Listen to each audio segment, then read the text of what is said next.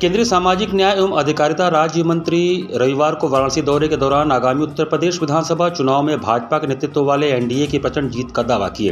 उन्होंने कहा कि प्रदेश की 403 विधानसभा सीटों में से एनडीए 300 से अधिक सीटों पर विजय प्राप्त करेगा।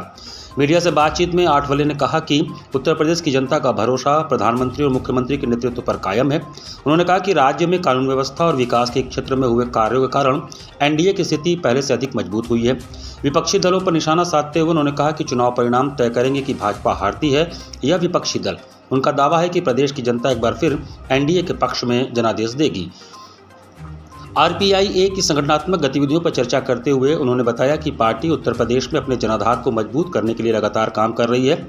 पार्टी की संगठनात्मक इकाइयां 62 जिलों में सक्रिय हैं तथा शेष जिलों में भी विस्तार का कार्य जारी है। 26 नवंबर को संविधान दिवस के अवसर पर लखनऊ में एक विशाल रैली आयोजित की जाएगी, जिसमें लगभग 1 लाख लोगों की भागीदारी का लक्ष्य रखा गया है। इस रैली के माध्यम से पार्टी प्रदेश भर में अपना संदेश पहुंचाने का प्रयास करेगी। गठबंधन के सवाल पर आठवले ने कहा कि उनकी पार्टी एनडीए के साथ मिलकर चुनाव लड़ने की इच्छुक है। आरपीआईए लगभग 20 से 25 सीटों पर चुनाव लड़ना चाहती है। हालांकि सीटों की संख्या चाहे कम हो, पार्टी एनडीए के साथ बनी रहेगी।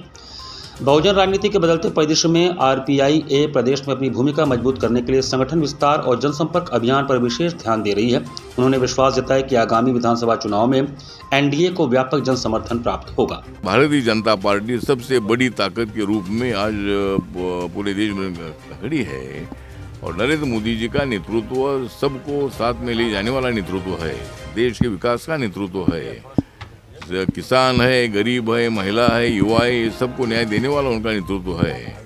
इसीलिए उनके साथ स्पर्धा करना बिल्कुल ठीक नहीं है और नरेंद्र मोदी जी को बदलना है बच्चों का खेल नहीं है। नरेंद्र मोदी जी ताकतवर है, उनके पास मेजॉरिटी है और मोदी जी को कोई हटा नहीं सकते हैं, ऐसा मेरा इसके संबंध में मानना है।